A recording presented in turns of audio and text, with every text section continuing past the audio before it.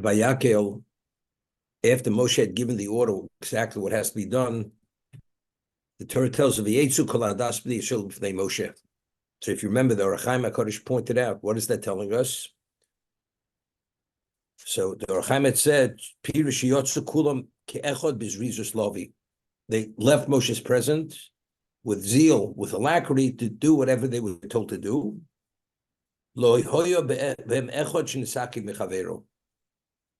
One did not lag behind, but they all immediately left to carry out the order of Moshe Rabbeinu. So this is something very praiseworthy. They're told what has to be done, literally, without any level of hesitation. They're out the door, attending to what they were told to do. He says, not one delayed, everyone went. Okay? That's what the Torah is telling us. We'd ask the question. We see later in this week's Parsha that who erected the Mishkan? Moshe Rabbeinu erected the Mishkan. And the Torah tells us, Asher hukam Mishkan. We'll see later, the Mishkan was raised. It doesn't say Asher Hikim. It says Moshe Asher hukam. It's not Moshe raised the Mishkan. The Mishkan was raised. So Rashi over there cites Chazal that humanly, physically, it was impossible to raise the Mishkan. The beams were so heavy that unless there was divine intervention to bring about a miracle to raise them, you couldn't raise those beams. And the Torah tells us that Klal Yisrael, they did everything, and what came, they wanted to raise the beams, to erect the Mishkan, they weren't able to. So they came to Moshe, and he says, Moshe, we can't do it. So Moshe Rabbeinu says, okay. He goes to Hashem, and Hashem says, just put your hands under the beams, and they'll just rise by themselves. That's how you're going to raise them. Therefore, the Torah says, Asher hukam, not Asher hikim. Moshe Rabbeinu did not do the actual physical lifting. He just put his hands underneath, and the beams, they lifted themselves. But it's clear that if Klal Yisrael could have raised the beams themselves, could have fully erected the Mishkan, not only develop every component of the Mishkan, they would have actually put it together. And Moshe Rabbeinu would have had no part, not only in the making of the Mishkan, even the erection of the Mishkan. It's only because they weren't able to, therefore, they came to Moshe Rabbeinu. And Moshe says, how am I supposed to do it? Hashem says, not a problem. Just put your hands underneath the beams, and it will appear as if you're actually lifting the Mishkan. That's how it's going to be done. But it's clear that if they could have, they would have. Moshe Rabbeinu, we know, did not participate in the Binyan Mishkan. Why? Because Klal Yisrael did everything. So we'd ask the question, if you were to write a Sefer Torah, would you want Moshe Rabbeinu to have the last letter in the Sefer Torah, or at least have any letter in the Sefer Torah? Moshe Rabbeinu, regardless of whatever claim they had against him, at certain points they thought it was nepotism. But in terms of having in part of the whole, that he should have a piece of it, definitely they would want. There was no question in anybody's mind. He himself personally was the holiest Jew that existed, that ever existed, outside of the Ovasai Kedoshim, outside of Avram Yitzchak and Yaakov. But somehow they didn't include him. And they wouldn't have included him even in the erection of the Mishkan. So because humanly it was impossible, therefore it was left for Moshe Rabbeinu. Okay? So we'd explained that what was the purpose of the Mishkan? It was to be fully reinstated. We had Rashi cites in last week's Parsha that when were the Luchas Shniyos given? Luchas Shniyos were given the second set of tablets on Yom Kippur. After they were given on Yom Kippur, Moshe gave it the order. Now you have to start building the Mishkan, and that will be the medium for the Shekhinah to dwell in our midst. Meaning, the Luchas themselves were not sufficient to be fully reinstated. They were forgiven.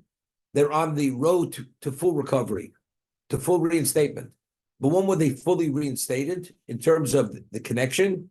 They needed the medium, which was called Mishkan.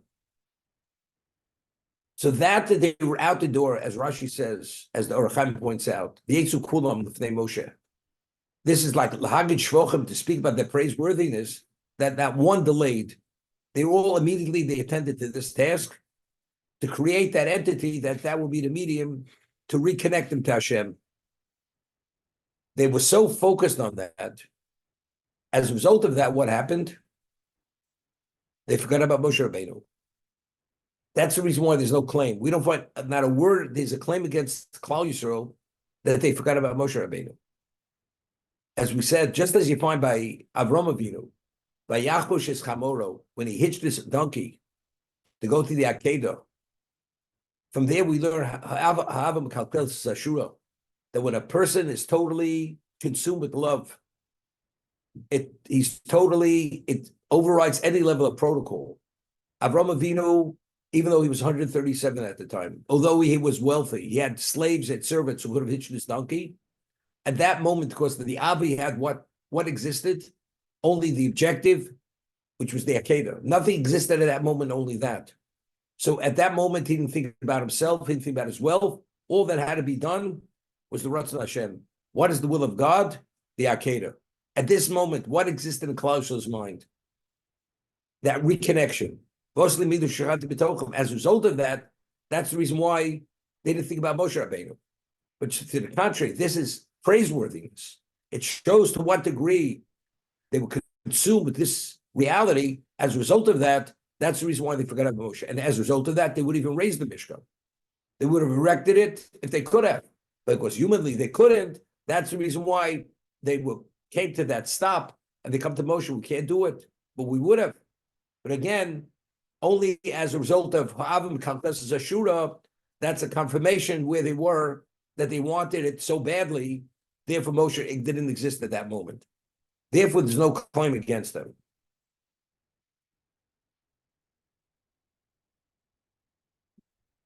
We find that by Yaakov, the Torah tells us he worked 7 years for Rachel Imenu, and we know that Lavan was not no easy employer. He was no easy taskmaster. It was 7 years of hard labor. As later he said to Lavan, at night he was frozen. He never slept. During the day he was scorched by the sun. And he cheated him 100 times. Whatever the agreement was, he reneged on the agreement. And yet the Torah says, it was Yom HaChodim. The 7 years passed like Yom HaChodim. How could it be Yom HaChodim? I mean, literally, it's slave labor. Even beyond that. So we explained, Lavan didn't understand who Yaakov was, and he didn't even understand who Rachel was. Rachel is the Akeres Habayis, and as Chazal tell us, Ikro Shabai, she was the primary matriarch. You can't have a Klal Yisrael without Rachel Imenu. As a result of that, now he has to work to be able to consummate that relationship, to establish the aim, the primary matrix of Klal Yisrael. If that's the case, what's his level of immersion in this objective? It's total. It's like this is the ultimate moment. Where I'm now, all that matters is I have to finish those 7 years. That's all that matters.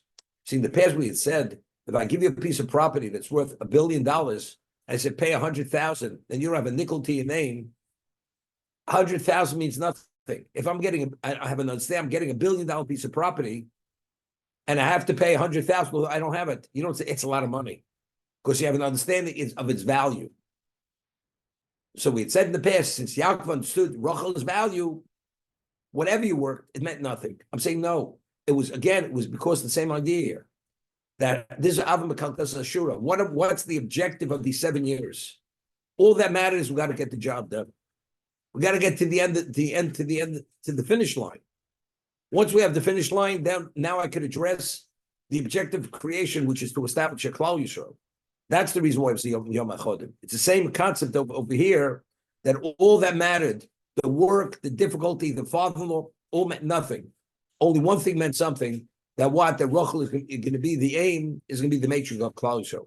That's all that mattered at that moment. Therefore, it was Kiyom HaChodim, and time passed like a breeze. Nothing existed, only that objective. The menorah itself was supernatural. Moshe Rabbeinu couldn't make the menorah, and we explained what that meant.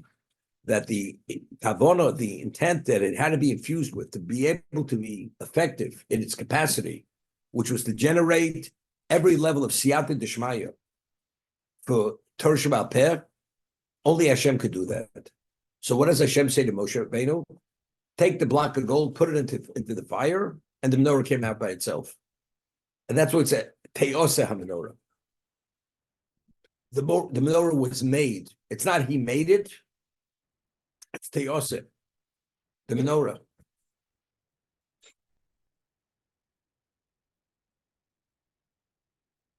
That's Te'oseh. So it was supernatural. The Mishkan, how was it raised? Even Moshe Rabbeinu physically couldn't raise it. As powerful as he was, he couldn't raise the Mishkan.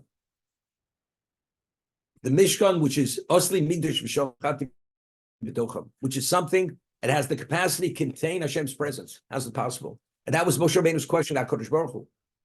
The world cannot contain your presence because Hashem is infinite. How's this tiny little location compared to the world? If the world can't contain your presence, how is this little location? The Mishkan can contain. He says, you do yours, I'll do mine. Meaning, it's not understandable. It's not understandable. The conclusion of the Mishkan, the raising, when you put it together, now the Shekhinah could come into it. But how? That's supernatural. Even Moshe Rabbeinu physically wasn't able to raise it, even though he's stronger than all of them. The conclusion, the final touch, it has to come only through Hashem. Like the menorah, which is Torah Sheba'al Peh, only came through Hashem's doing, because it's unlimited. It's what we call Ein Sof. It's infinite. The location is going to contain the infinite. How could it contain the infinite? The answer is Asher Hu Kama Mishkan. The Mishkan was raised. Who raised it? Hashem raised it.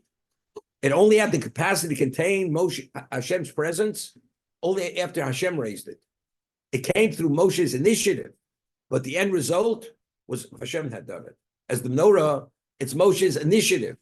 He put the gold in, but the actual function and its capacity, Hashem infused in it whatever had to be infused to bring about the unlimited level of understanding, which is the Siyat Shmai for Torah.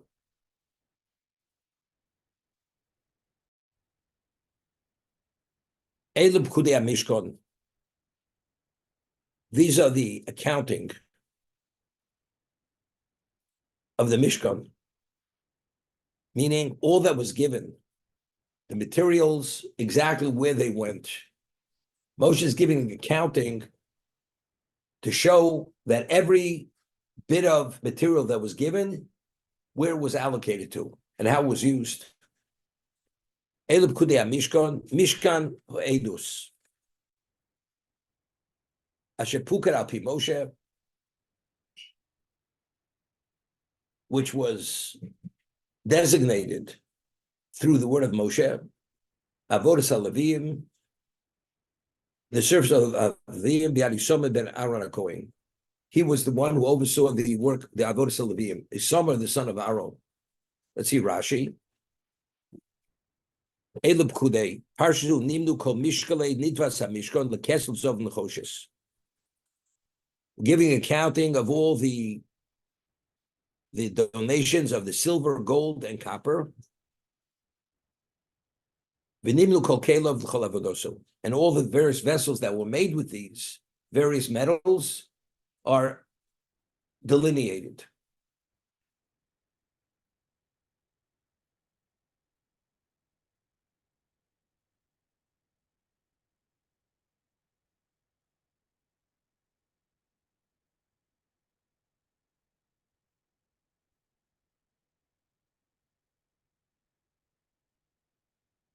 Just bothering me. I don't know why.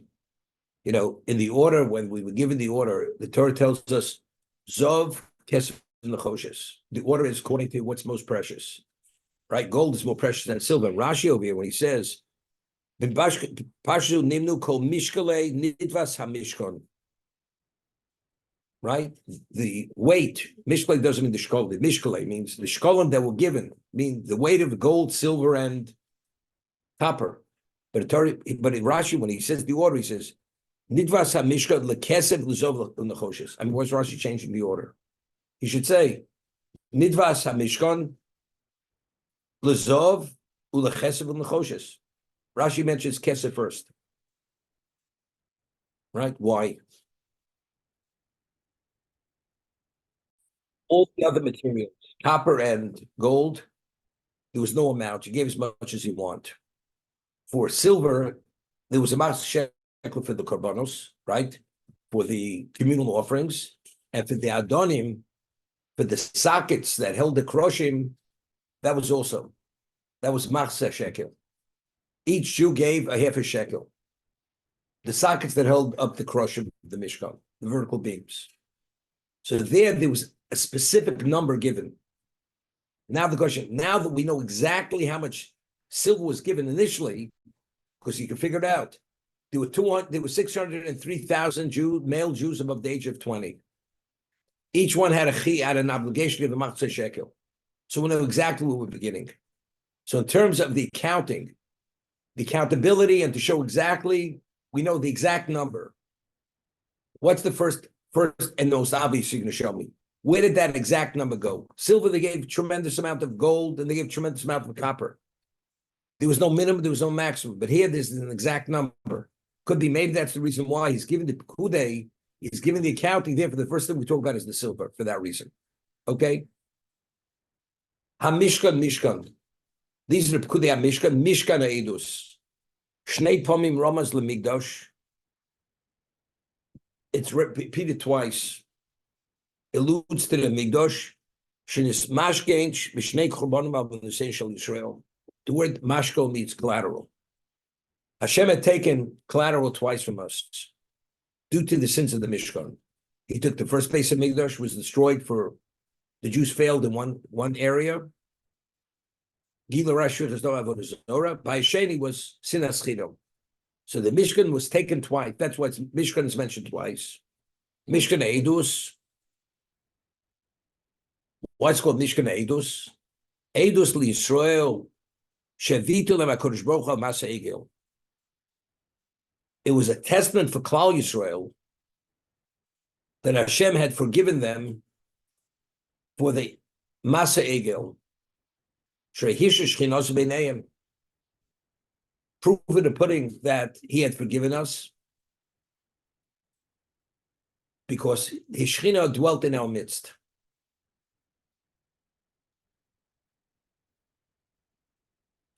Okay, now,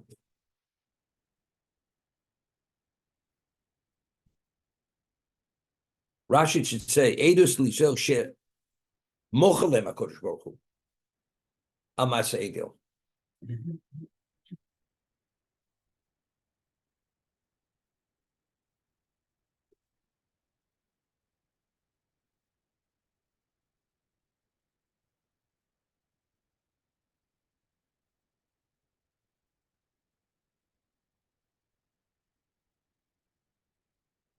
Right? First, what does he use the term viter? Viter means I'm a vater. I'm letting it go.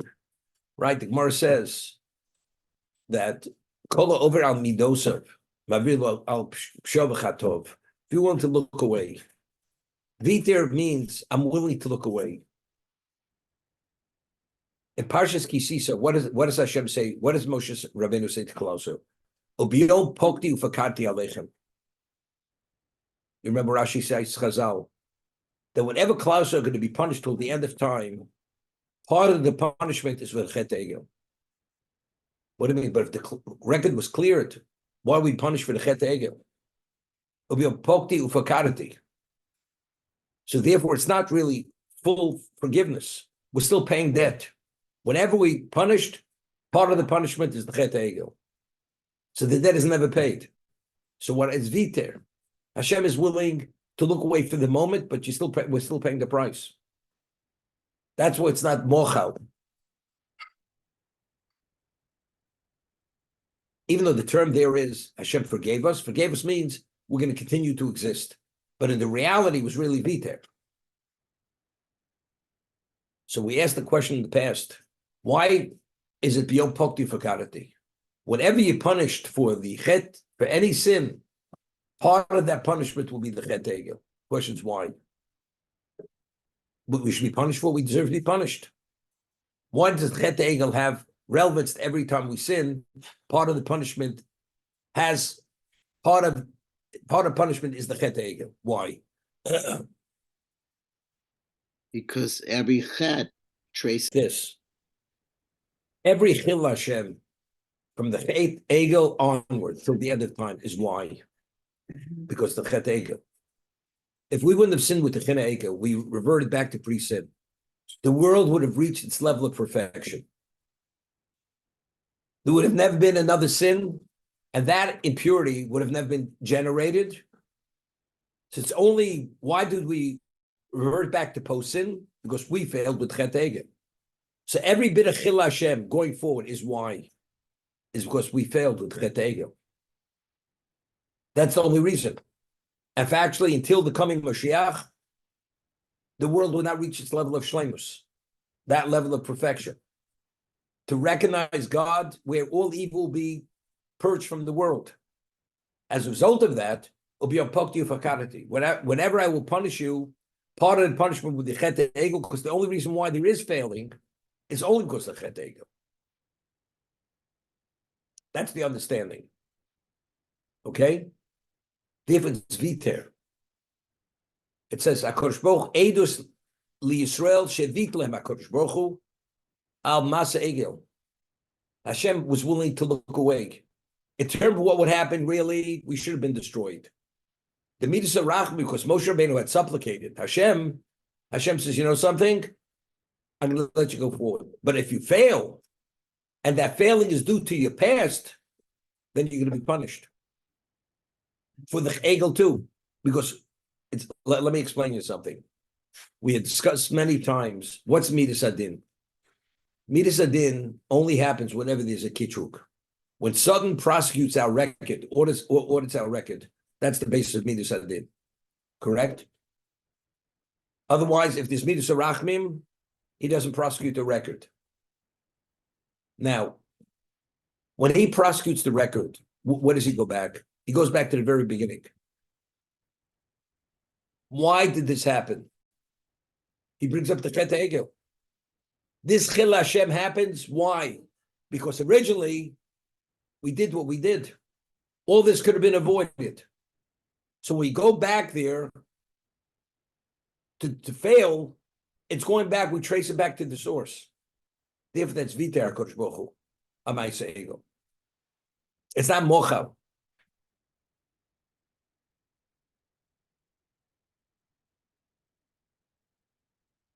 Just was thinking, and the Ramak, Moshe Devera, writes about this in the Talmud Dvorah.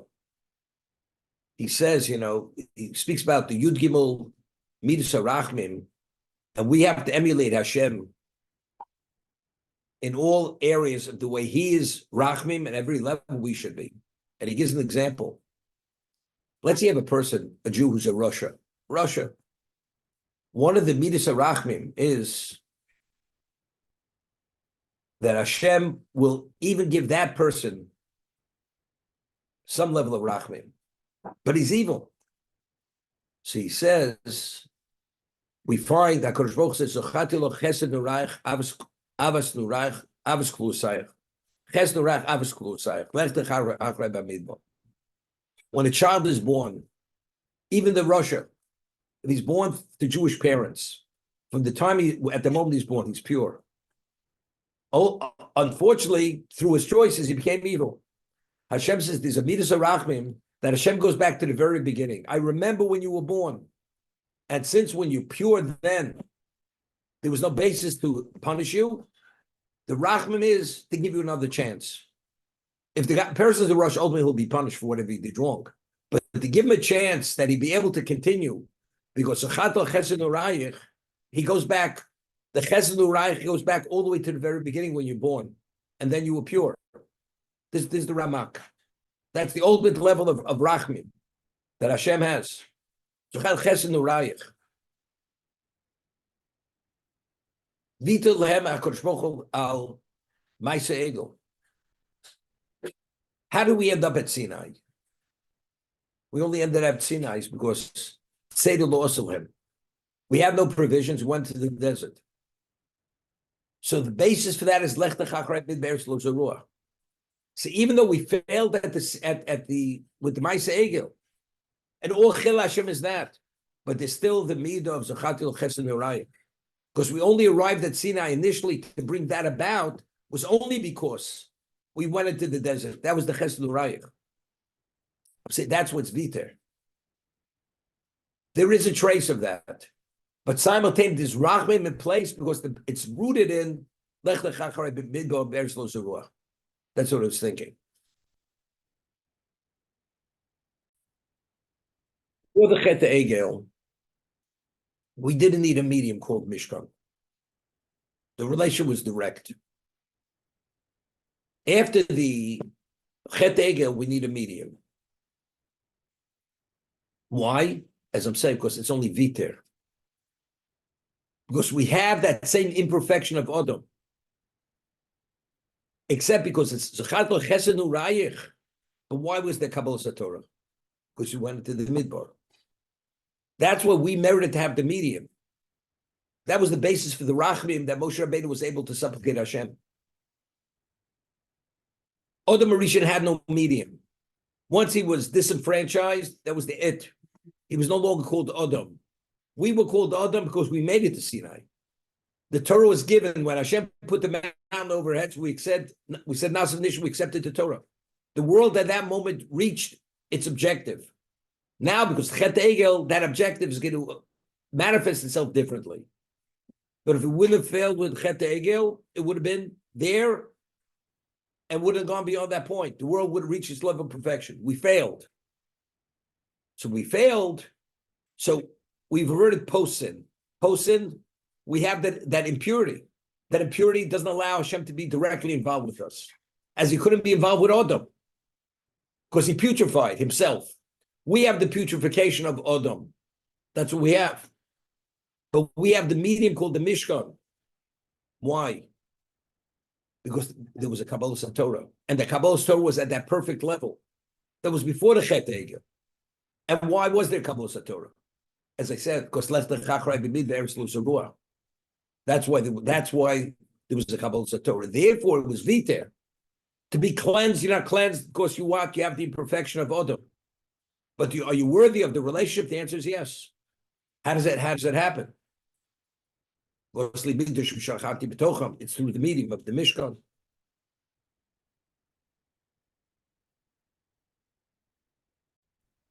Find in Parsha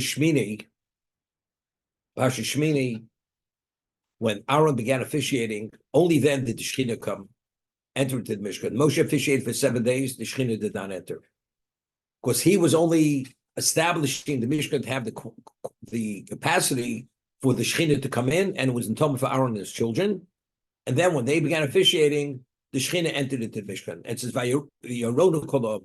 They all called out, they prostrated themselves when the Shekhinah came. Over there, if you take a look, initially, after Aaron did the Avodah, the Shekhinah did not come immediately.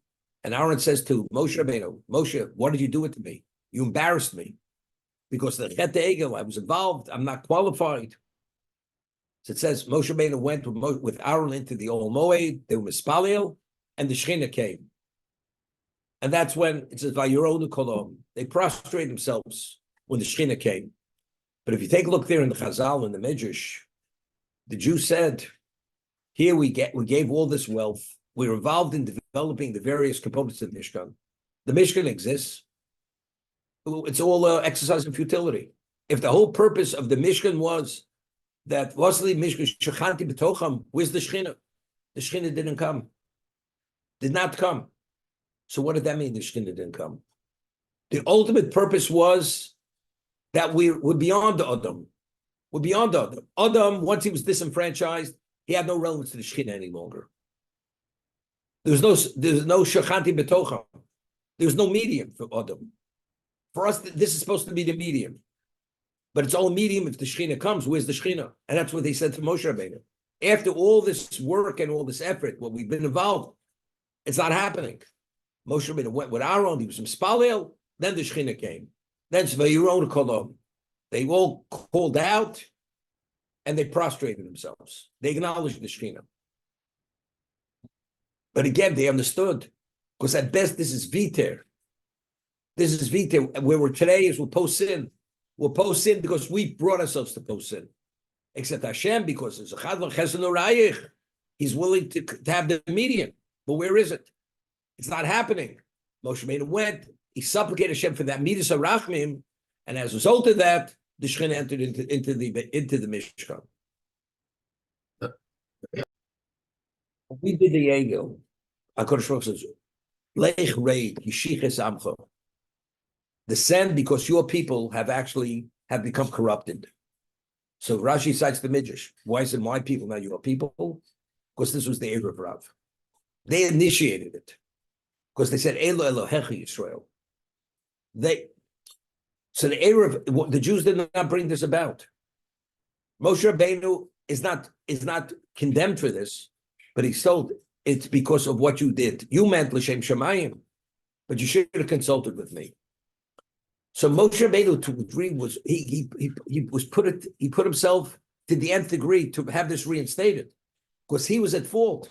The reason why Klal Yisrael is where they are is because of what? Because he allowed the Arab to go out. If he wouldn't have let them out, they'd be on top of the mountain still. So, and because they're the ones who initiated it. If they wouldn't have been there, we would never revert it to post-sin. Okay, we have to do the very good. Very good. It makes sense. At all.